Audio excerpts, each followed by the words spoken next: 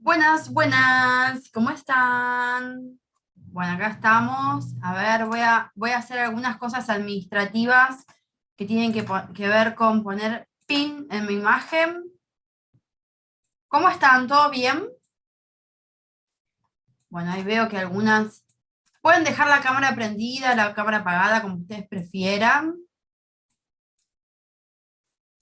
Y bueno, hace un montón que no daba este taller. Este es un taller o una charla, en realidad, que suelo dar bastante. Este año es la segunda vez que la doy. Es una charla que me parece re interesante, que debería frecuentarse más, porque, bueno, habla sobre, o por lo menos desde mi perspectiva, habla un poco sobre lo que nos pasa, ¿no? Cuando somos padres, y también qué es lo que nos pasa cuando formamos una familia, ¿no? Porque no necesariamente tenemos que caer en esto, sería como todo un tema, pero bueno, es posible. Me gustó mucho esta imagen porque la familia es todo, ¿viste? Con perro, gato, un padre de un lado y la madre del otro, apenas pueden tocarse porque están todos los nenes. Con cualquier familia que hablo, están más o menos así. Bueno, la familia es mucho más que esto, ¿no? Pero bueno, vamos a arrancar. Mi orientación, saben que, bueno, yo soy psicóloga, soy psicoanalista, me especializo en todo lo que es duelo en la infancia, familia, pareja, vínculos, maternidad, crianza, bla, bla, bla. Eh, Obviamente que vamos a ver herramientas de cómo comunicarnos mejor con nuestras parejas, cómo poder lograr de alguna manera una crianza equilibrada, ¿no? Con mutuo acuerdo y tratar de unificar todo lo que trae una mujer, todo lo que trae un hombre, o dos mujeres o dos hombres, a la nueva familia y a la crianza de nuestros hijos, porque hay un montón de cosas atrás, ¿sí? Que se ponen en esta nueva familia que uno arma. Bueno, somos novios. Si pienso atrás, bueno, me encantaba cuando éramos novios, obviamente si uno rememora un poquito para atrás, bueno, era todo color de rosa, no siempre. Hay algo que me parece importante y es que está esta mirada de que un niño, un hijo, perdón que estoy con mi mate, un niño, un hijo puede salvar una pareja, y eso no es cierto. La verdad es que no siempre es así, pero sí, sí, muchas veces formar una familia o tener un hijo hace como límite a hasta acá se permiten ciertas cosas y a partir de ahora, porque tenemos hijos, ya no. De hecho, muchas parejas les pasa, ¿no? Que tener un hijo es como la castración misma del vínculo. Ya no nos permitimos gritar, no nos permitimos insultarnos, no nos permitimos hacer un montón de cosas que sin hijos nos permitíamos y ahora que tenemos hijos no. Para otras parejas es en realidad el comienzo de conflictos que seguramente antes estaban y no se veían, no se hablaban, no se visualizaban, pero que estaban. Pero la verdad es que es medio al azar, todo depende de nosotros, un hijo no va a salvar una pareja, sí puede modificarla para mejor o para peor, pero todo esto va a depender de nosotros y esto se viene arrastrando desde antes, ¿sí? No es, desde que tengo hijos estamos mal, antes no era así, ahí. Algo había antes, lo que pasa es que capaz que no se veía, no se trabajaba, no se hablaba, se negaba, ¿no? Entonces, creo que un hijo viene a movilizarnos cuestiones y procesos psíquicos que hacen que salgan cuestiones de la galera que antes no pensábamos que estaban, ¿no? Porque es un modo de empezar a conocernos, de empezar a resignificar toda nuestra vida hasta ese entonces. Bueno, pero en el somos novios no nos quedamos porque la verdad es que todo comienza en la infancia, no comienza cuando somos novios, estamos enamorados y decidimos tener un hijo y formar una familia. No, no, no, no, no, señor, esto empieza antes. Antes, cuando yo era pequeña y pensaba, jugaba con las muñecas, juegos simbólicos, juegos de roles, veía a mi mamá siendo madre, a mi papá siendo padre, o si tenía dos madres o si tenía dos padres, porque si bien es un boom hoy que hayan dos madres o padres, antes también esto existía, si mi mamá estaba separada, si, no, si mi papá era presente o ausente, el modelo de lo que es ser un hombre, lo que es ser una mujer, lo que es ser una madre y lo que es ser un padre, es algo que arrastramos mucho antes de decidir o desear tener un hijo. Y todo esto viene con nosotros, inconsciente, preconscientemente y conscientemente en los 3 niveles psíquicos. Lo consciente es lo que yo hoy puedo ver, ¿sí? Lo preconsciente es algo, eso es material que tenemos fácil acceso, ¿sí? Pero no hay un acceso directo, tiene que haber todo un trabajo de reflexión para llegar a eso. Y lo inconsciente es inaccesible, solo se puede acceder a través de los sueños o a través de la psicoterapia, ¿sí? O de los actos fallidos y un montón de otras cuestiones más, pero siempre analizado por un psicoanalista, no un cualquier psicólogo, tiene que ser psicoanalista porque el psicoanalista es el que trabaja el inconsciente. Entonces, todo esto lo arrastramos, lo venimos trayendo, quizás cuando éramos chiquitos teníamos una idea de lo que era ser madre, después la fuimos transformando porque empezamos la primaria, la secundaria, tenemos amigas, vemos otros modelos de padres, de madres, entonces nosotros vamos como armando nuestra cajita con creencias, con mandatos, con modelos. Yo me acuerdo que tenía una amiga que se llamaba Antonella y me decía, ay, yo cuando sea grande quiero ser como tu mamá porque tu mamá es recopada. Bueno, mi mamá es común, no es recopada, es normal, tiene sus pros y sus contras, por supuesto, pero ustedes fíjense, para mí, desde mi punto de vista, mi mamá es divina, pero tampoco es recontracopada, pero fíjense cómo, ¿no? Cómo la mirada del otro va interpelando. Capaz yo, o a ustedes también les debe pasar, de que uno veía las madres de, ustedes decían, ay, ella le prohíbe, o ella le permite, o mirá qué divertida, mirá cómo se viste, mirá esta familia. Uno se empieza a quedar a dormir en la casa de sus amigos y empieza a ver otros modos de crianza, otros modos de familia, ¿sí? Entonces, todo esto va siendo parte de nuestra personalidad, ¿sí? Va siendo parte de nuestra personalidad. Y con esto avanzamos y avanzamos y avanzamos, ¿sí? Puede pasar que cuando uno sea de chico no quiera tener hijos y después sí, puede pasar que sí quiere y después no, puede pasar de todo. Bueno, después en el camino buscamos al padre o madre de nuestros hijos y obviamente hay un montón de creencias. Mi creencia, hay muchas teorías y muchas creencias. Mi creencia es que uno busca. ¿Por qué buscamos? Buscamos si encontramos o aparece o se da, como quieran decirlo. Porque nosotros cuando somos criados por nuestra mamá y nuestro papá, introyectamos partes de ellos, ¿no? Yo tengo partes de mi mamá, partes de mi papá, ustedes también, todos tenemos. Cuando hablo de partes de, digo, partes de personalidad, por ejemplo, mi papá era muy bueno para los negocios, yo aprendí eso de él. Mi mamá es muy creativa, pinto cuadros, sé que eso es de ella. Mi mamá es súper ordenada con, no sé, con los papeles, yo no. Mi papá es súper ordenado con los papeles, quizás no es ordenado con los papeles, quizás lo tomé de ahí. No sé, hay mujeres, por ejemplo, que son muy obsesivas y lo toman quizás del padre, o también puede ser de un abuelo, o puede ser de una abuela, o no sé, puede ser también que te guste el arte y ni a tu mamá ni a tu papá le gusta el arte y le gustaba a tu bisabuelo, ¿no? Entonces podemos ir más para atrás. Todo esto es herencia psíquica. Entonces, fíjense ustedes desde dónde, ¿no? Mira, desde atrás, viene para acá y vamos teniendo todo esto como conformación psíquica, como parte de nuestra personalidad, rasgos, como se llame dependiendo de la teoría, ¿no? Pero todo esto nos conforma. Entonces, ¿qué es lo que uno busca? ¿No? Busca, encuentra y hace afín. Con rasgos de la personalidad del otro que sean afines a mis rasgos de personalidad o a los rasgos de personalidad que yo tengo introyectados, ¿sí? Entonces, indefectiblemente debo contarles que mi marido, mi pareja, la persona que elijo, que le decimos objeto de amor, o sea, esa persona a la que amo y deseo tener una familia, o la tuve porque se dio, porque accidentes o lo que sea que pueda haber sucedido. Después uno cuando tiene un hijo, bueno, finalmente decide si tenerlo o no, por más que no sea buscado.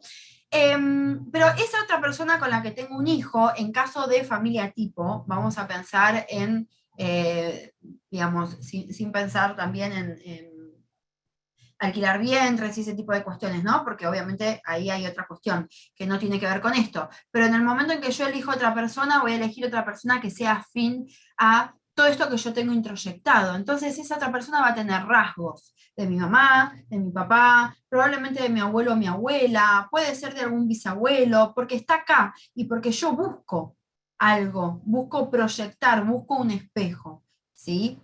Entonces, así poco a poco se va entramando, se va generando todo un entramado generacional, ¿no? Que uno va acumulando. No podemos hacer un corte y decir, bueno, hasta acá corto y de esta generación empiezo de cero. Es imposible. Imposible que eso suceda. Es una sumatoria, es un conjunto de generaciones que se van entrelazando y haciendo la personalidad, mi subjetividad, lo que yo elijo. Bueno, y como llega hasta acá, un pasito más, de igual manera, llega hacia nuestros hijos. Y en nuestros hijos se le va a sumar todo lo mío y todo lo de mi marido, mi pareja, el papá, ¿sí? Entonces, ahí es cuando se empieza como a armar todo, ¿no? Entonces, bueno, vamos a tener un hijo, 5 palabras, tan solo 5 palabras que te cambia la vida. Y es lógico que cambie la vida, porque las cosas que empiezan a suceder a partir de pensar un hijo, es mucho. Lo primero que empieza a pasar son las expectativas. Uno empieza a fantasear, a imaginar, pero es inevitable, uno no puede frenar la mente. Uno empieza a imaginar, bueno, ¿cómo será? ¿Será hombre? ¿Será mujer? Si eso, y empiezas a mirar ropita, empezás a pensar en mobiliario, en colores, hasta podés pensar lo adolescente, hasta podés pensar, ¿qué será? ¿Será ingeniero? ¿Será abogado? ¿Será artista? ¿Le gustará tocar la guitarra? ¿Será bailarín? Y poco a poco uno va armando todas esas ideas que están en el terreno de la fantasía, no es material, no es real, ¿sí? Es mi realidad psíquica, sí, pero no está en lo material, en la vida cotidiana, sino que está acá. Bueno, la mamá empieza a generar toda esta fantasía, todos estos ideales, estas creencias, estas expectativas, el papá por su parte, y de esa manera seguimos, vuelvo para atrás, acá, acá empieza todo. Empieza en nuestra infancia, cuando empezamos a construir el rol de lo que para nosotros es ser madre, padre, pareja, familia, ¿sí? Y poco a poco, entonces, empezamos a construir entre todo eso nuevas expectativas, ¿sí? Por eso un hijo nace en la fantasía de los padres, ahí nace un hijo. Ya lo dice Bion, quienes sé que me escuchan muchas psicólogas, Bion habla, ¿no? De esto de, bueno, el contrato narcisista, la sombra hablada, son todas terminologías psicoanalíticas que hablan justamente de esto, de que un hijo nace y aparece, surge, existe ya desde nuestra fantasía, porque nosotros ya lo estamos pensando, ya le estamos dando un lugar a ese niño. Mismo cuando estamos pensando en tener un segundo hijo, ¿no? Bueno, porque hay que darle un hermanito, creencia, expectativa, o sea, creencia, mandato, o deseo darle un hermanito, ya ocupa un lugar, es el hermano de, ¿sí? De hecho, bueno, ustedes saben que yo soy psicóloga y que atiendo en la clínica y que tengo también un espacio de 30 psicólogas que coordino, espacio integral SAI, donde todo el tiempo obviamente estoy supervisando, y se ve muchísimo en la clínica esto de ¿a qué vinimos?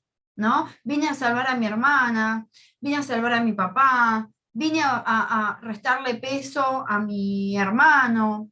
Todas estas cosas empiezan a aparecer. Nadie me esperó, porque mi mamá me contó que, ¿no? Entonces, esto, indefectiblemente, suma. Suma, entonces, poco a poco, y esto piénsenlo como que nosotros fantaseamos con nuestros hijos, y nosotros, como hijos fuimos fantaseados por nuestros padres, por nuestros abuelos, ¿sí? Por nuestros hermanos. Bueno, las expectativas, la verdad es que uno puede trabajar con las expectativas, pero las expectativas es imposible no tenerlas, aparecen, están, uno no puede no pensar, no puede no imaginar, desear, creer, fantasear, no puede hacer eso, no puede no hacerlo. Entonces, eso es material, digamos, que empieza a surgir casi sin control. Pero bueno, después hay que vérselas justamente con la realidad, porque eso es pura fantasía. Y ahí tenemos un primer choque. El primer choque de mi ideal, mi expectativa, mi fantasía versus principio de realidad. Principio de realidad es la realidad, ¿no? Es este camión que te choca de frente que decís, uy, no esperaba que sea así. Y no, es como cuando vamos a ver una película que te hablan re bien de la película, vas y te das cuenta, y la película es el principio de realidad, la película es lo que es. Si supera tus expectativas o te desilusiona, ¿no? Esto de la ilusión, desilusión es un proceso que todos los seres humanos atravesamos siempre a lo largo de toda la vida. Todo el tiempo estamos en un proceso de ilusión, desilusión, porque nos ilusionamos, ay, la película esta va a estar buenísima, y viste lo que dijeron en la radio, porque este actor es excelente, bla, bla, bla, bla, que vos te ilusionás, vas recontenta a ver la película termina siendo nada, horrible, no te gustó para nada, te desilusionaste, dijiste, wow, esto, no, actuó re mal, no me gustó esto, no me gustó la trama, bueno. Entonces te desilusionás. Bueno, el mismo proceso sucede cuando somos padres. La realidad del asunto es que nuestros hijos serán lo que deban ser, lo que quieran ser y lo que puedan ser. Y ahí, ¿no? No queda otra más que trabajar la calma y la aceptación de que nuestros hijos son lo que son, y no son lo que nosotros pensamos, creímos, idealizamos. No son eso. Quizás ustedes piénsenlo como un embudo. Yo siempre lo digo de esta manera y me parece que sirve un montón. Es un embudo. Las expectativas y las fantasías son, al menos que haya patologías, ¿sí? Donde pueden haber rasgos paranoides o rasgos depresivos importantes, digo, trastornos de personalidad donde uno puede pensar negativamente, se va a morir, le va a pasar esto, va a pasar algo en el parto, va a salir así, va a salir allá, ¿no? Pero por lo general uno empieza como a armarse expectativas más bien positivas, ¿no? La realidad es que la realidad aparece, ¿sí? Y con la realidad, desde mi punto de vista, esto no lo leí en ningún lado, esto lo creo yo, con la realidad aparece la verdadera maternidad y paternidad, porque la maternidad y la paternidad es la real, es lo que es cuando vos estás con tu hijo, estás pariendo, lo tenés llorando, ¿no? Lo ves a tu marido, no lo reconoces, te enojas, la responsabilidad, la carga mental, eso es maternar y paternar, ¿no? La realidad misma. La fantasía queda atrás, pero ojo con eso, porque hay que vernosla con esa realidad. Entonces, cuando nuestros hijos nacen, el primer choque aparece ahí. Ahí aparece el primer choque. Obviamente que podemos desilusionarnos mucho antes en el embarazo, ¿sí? Por circunstancias, factores que pueden empezar a aparecer, pero el choque más importante es cuando sale el bebé y vos lo tenés en brazos y ahí empieza todo, ¿no? Un hijo nace en medio del entramado de las historias familiares y son el resultado de las intersecciones, a ver, no tengo acá el libro, ahora se los voy a mostrar, de las intersecciones de vidas que han vivido los que preceden, o sea, todo lo que les conté al principio, herencia intrapsíquica, lo no resuelto, ¿por qué? Porque cuando tenemos un hijo nos encontramos con todo lo que no resolvimos de nuestra infancia, mismo criando a nuestros hijos. Nuestras frustraciones, aparecen frustraciones, podemos, yo siempre digo, ¿no? A sus jefes, ¿les gritan? Si tu jefe viene y te dice algo que no te gusta, ¿le gritás? No. Pero empieza a pasar de que a nuestros hijos sí le gritamos. Entonces el recurso suele estar ahí. Pero el choque es tan alto y tan fuerte que nos frustramos. Y ahora vamos a ver por qué nos frustramos. Pero la realidad es que si yo puedo no gritarle a mi jefe, puedo no gritarle a mi hijo. Pero no lo hago porque quizás hay alguna cuestión ahí que tengo que trabajar, me permito hacerlo, ¿no? Y esto no es más ni menos que procesar la frustración, ¿no? Y esto de alguna manera se aprende en la infancia, procesar la frustración se aprende en la infancia.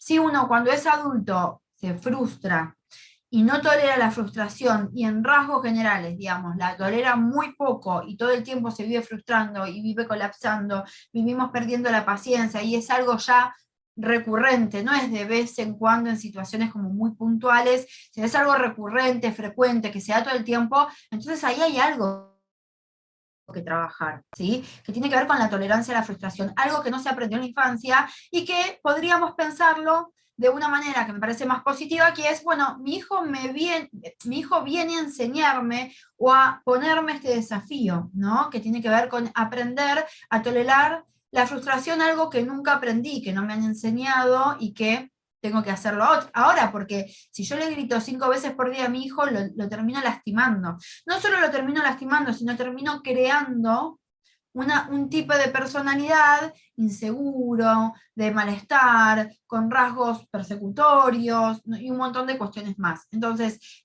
obviamente que uno puede pegar un grito de vez en cuando, pero todo es posible de trabajar.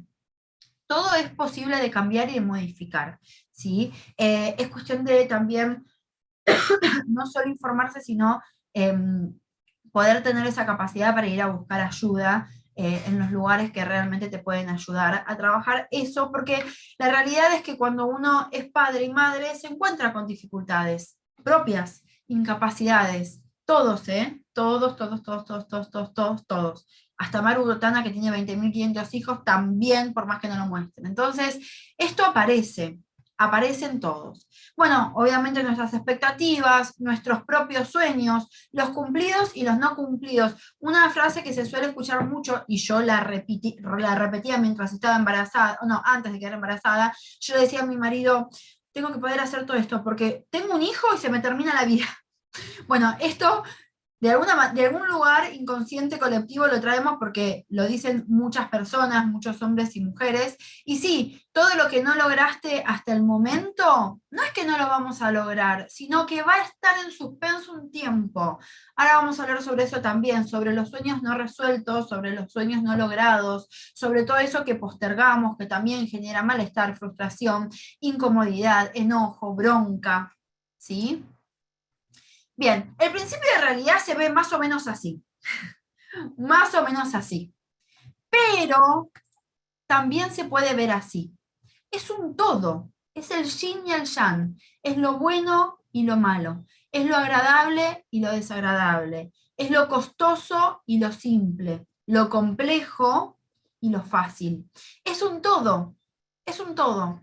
Y es un todo para todos, ¿sí? Hasta para Pampita, que sale en la revista Caras Divina. Para ella también, seguramente. Obviamente que los recursos económicos, los recursos sociales, tener o no familia, vivir con tu familia en la misma ciudad, son todos factores que ayudan o no ayudan, ¿sí? Que perjudican, que complican o que generan mayor facilidad en la crianza. Pero más o menos, todos nos vemos más o menos con lo mismo.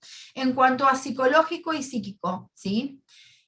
Lo que pasa es que quizás yo tendré que resolver ciertas cuestiones mías infantiles, vos tendrás que resolver tus cuestiones infantiles, vos las tuyas, pero todos tenemos que resolver cuestiones infantiles.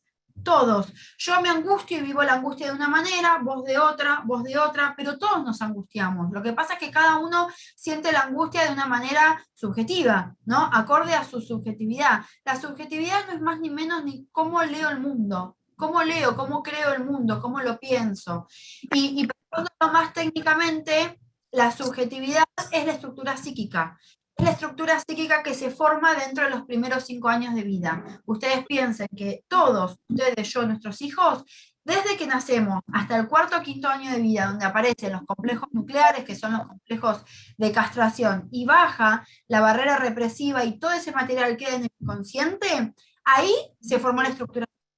Y ahí soy neurótica, psicótica, obsesiva, histérica, fóbica, no sé, narcisista, bla, bla, ¿no? Como todo ese conjunto de rasgos de personalidad.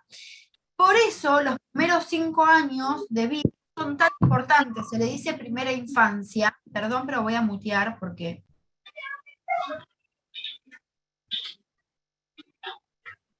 Ay, si se pueden mutear, quiero... No, quiero mutear, bueno, no sé, Carla, si Soy yo, mutear. perdón. No, todo bien, para que no haya interferencia, solamente por eso. No te podía mutear, no te encontraba. Bueno, buenísimo. Bueno, entonces es esto, ¿no? Por eso se le dice primera infancia. Y prevención implica justamente la primera infancia, ¿no? Prevenir líos a futuro, ¿no? Dificultades a futuro. Entonces,